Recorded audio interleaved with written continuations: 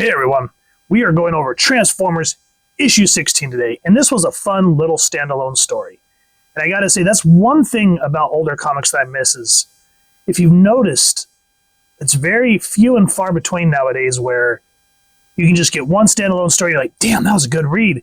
Now it's like, oh, get ready, you gotta read Avengers number 12, then X-Men number 14, because we are doing a 67 issue event coming up. And while we're in the middle of that event, we're going to start promoting the next event, which is going to be another 82 issues with 600 variant covers. So this right here, while it still kind of ties into everything that's been going on thus far in this comic series, it focuses on Bumblebee. And this cover is absolutely gorgeous. I just love that, as I've always said, that human feeling to it. You just seeing that look of Bumblebee. He's just like, oh no! And it's aptly called Bumblebee's Last Stand. So the print date on this was May 1986. And I just love how they use Plight of the Bumblebee. Just kind of funny. This is deep within the makeshift fortress and deeper within the central memory banks of the Decepticons' portable main computer system. They're pulling up all the schematics on Bumblebee. Now before we proceed, writer was Len Kaminsky, Graham Nolan doing the pencils, Tom Morgan inks, Bill Oakley letters, Neil Yomtop doing the colors, Mike Carlin editor, and Jim Shooter editor-in-chief. Special thanks to Elliot Brown for the splash design and art. And this is another thing, like I follow different Transformer pages on Facebook and whatnot. Yes, you can make fun of me, I do still do Facebook. But Shockwave in the comics, particularly in the old Marvel series, he was a force to be reckoned with. I'll eventually crack open my older ones when he came on the scene, but he essentially took over the Decepticons, and people feared him. And he's just like, now that we have assimilated the pertinent data, we are almost ready to begin. This calcinator, I'm assuming, is the key to the entire operation. Once implanted into the cerebral cortex, it will allow us to take complete control of all of Bumblebee's atomic functions. He will be ours. Once in our power, Bumblebee will become the perfect weapon, the campaign towards our ultimate goal, the final obliteration of the Autobots. And they're choosing him because they're saying that he is the weakest of the team. Now at this point, the Decepticons and the Autobots have kind of become known to mankind. And so the reports are saying, like, government officials are promising quick results with their current investigation of yesterday's robot battle, which this is issue 16. We went over 15 a while back with, I can't remember the dude's name, Robot Master or whatever, and he starts working for Megatron. And so everyone's saying, we got to be more careful. What's his name? This guy, this dude. What's his name? Optimus Prime. Fellow Autobots, we and the Decepticons have both been overly visible to the people of this planet. I fear this will make our work here harder. Incidentally, have any of you seen Bumblebee today? Not recently, Optimus. Why do you ask? I'm somewhat concerned about our interfering with life here on Earth. And it would not serve our fight well if one of our best operatives fell to either misguided hands or the enemies, the Decepticons. And Bumblebee can't hear what he's saying inside, or at least he does, I guess, to a degree. No, right here. Can't hear them out here. Optimus is right. We should all stick closer to the home base here as often as possible. I wasn't much help to our team in that last skirmish with the Decepticons. They're all so much bigger and stronger and smarter than I am. They'd probably have won the battle if I had been more help. I'm useless to them. I'm an unneeded option. Maybe I should just get out of their way. And so we get one of those running away moments.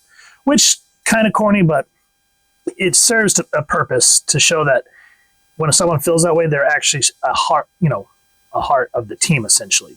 So he's kind of sulking. He goes, humans are so lucky.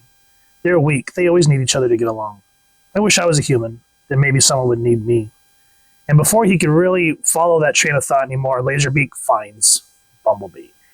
And the next part of the book is just action-packed. And one thing that I will say before we go any further is I love these up-closes of Bumblebee's face. Because even though he's a robot, you got to think of how can you express emotion. And just even though it looks stoic, it just adds with what the dialogue is telling you. So this is a great representation of both the visual and narrative storytelling. Now when the Decepticons say attack, these pages are absolutely gorgeous. Just look at the use of the color here. These yellow action lines that we just don't see in comics anymore because everything's done digitally.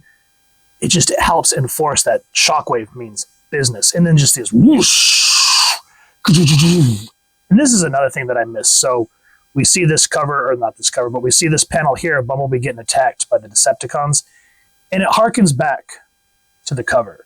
And I feel this is one thing about where we get the 6,000 variant covers that just drives me nuts, is back in the day, the cover is supposed to give you some idea of what's going on in the book. And I just feel like that's been a lost art. Because once upon a time, the interior artist was also the cover artist. And, you know, they not all the time, but majority of the time. So you kind of get an idea of what the art style is going to be on the inside. And I wish that was still a thing. These cover artists and interior artists, I get that comics are pushed out more often now, but this is a lost art in and of itself. So we see what was leading up from the cover with this plight of the Bumblebee. He goes, oh, I can't take another strike like that. I'm already losing power. I've got to get away from him while I still can. It hurts to transform. The damage must have been worse than I thought. My communicators have been totaled. I can't even radio for help. I'm completely on my own. So he finds a way to where they cannot scan his Autobot life signs, essentially. They use parking lot. And while he's trying to just wait it out, he gets carjacked by a couple of guys that just want to go joyriding. Like, chill out, man. It's okay with me. I don't care what we drive as long as we cruise. What? Humans, and they're overriding my primary motor functions. Wahoo! We're on the road! And so they're going on a joyride, unbeknownst to them, the danger that they just put themselves in. And then Optimus, by the Matrix, Bumblebee's being pursued by Decepticons. No, we've got to do something. Yes, we must act, but we must do so calmly as a unit if we're to rescue Bumblebee. I love just how this panel here, alone by itself, just look at that. The absence of the background, just those action lines to just stress a point that Optimus is calling everyone to transform and roll out. And then this cover of them, what do you call it? Drag racing a dude. It's just funny. It gives you a little bit of levity with everything that's going on in this book. And of course, without spoiling the whole story, the U.S. military gets in on the action, and they're like, what type of machines are these? They're unmanned. What are these? Which again harkens back to what the main plot is of human and robot relations being strained thanks to the Decepticons. And of course, Bumblebee learns a life lesson and why he is essentially the heart of the team. And it also makes you feel some really bad empathy for Jetfire. But nonetheless, overall, issue 16, it was a standalone story. Lots of action, lost of emotions, lots of emotions. And it's just overall fun. And at the end of the day, even though comics are, in a sense, part of our modern mythos, they're also supposed to be entertaining. And that's what we got with this. We felt some things. We got excited to see the Autobots roll out. We felt some, like, oh my God, what's going to happen? The Jetfire type moments. Everything that you want in a comic book is in this issue. So if you've enjoyed what you've seen, please first and foremost support your local comic shop or wherever it is like that, get your action figures and comics, and grab this book, as well as all the old school Marvel Transformers comics, because they are awesome. So with that said, if you've enjoyed the review, really appreciate you taking a moment to like, share, and subscribe. Helps the channel more than you could possibly know. And if you don't mind hitting that fancy little Matrix bell, next subscribe, that was like contemporary content, you guys get notified, come to the channel, and I love talking with y'all and hearing your thoughts and feedback down in the comments or the socials, which I'll make sure to leave the links down in the description. So with all that said, hope y'all continue to have an absolutely amazing day reading, and happy hunting, everyone.